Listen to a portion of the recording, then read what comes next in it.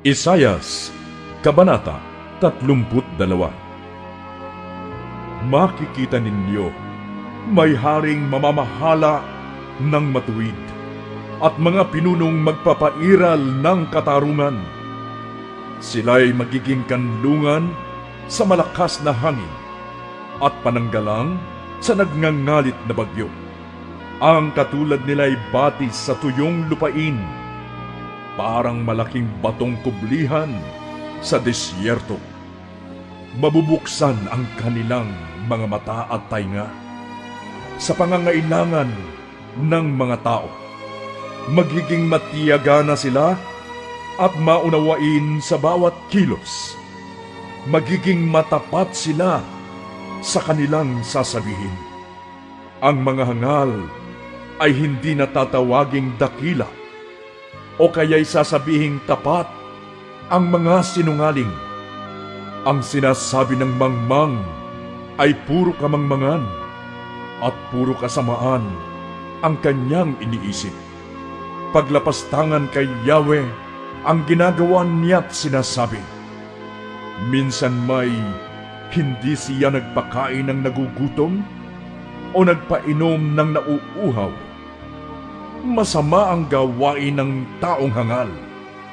Ipinapahamak nila ang mahihirap sa pamamagitan ng kasinungalingan at gumagawa ng paraan upang hindi pakinabangan ang kanilang karapatan.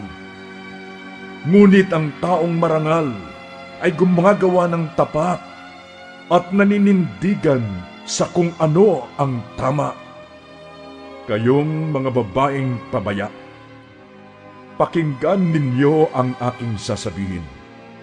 Pagkalipas ng 1 taon, mabibigo na kayo, sapagkat wala na kayong mapipitas na bunga ng ubas.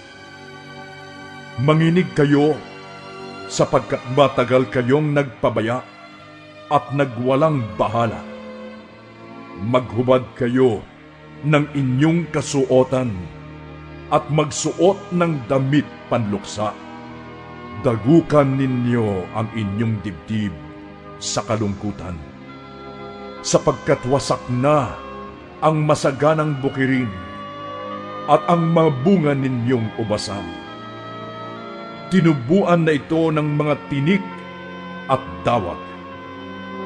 Tangisan ninyo ang dating masasayang tahanan at lunsod na nooy puno ng kagalakan.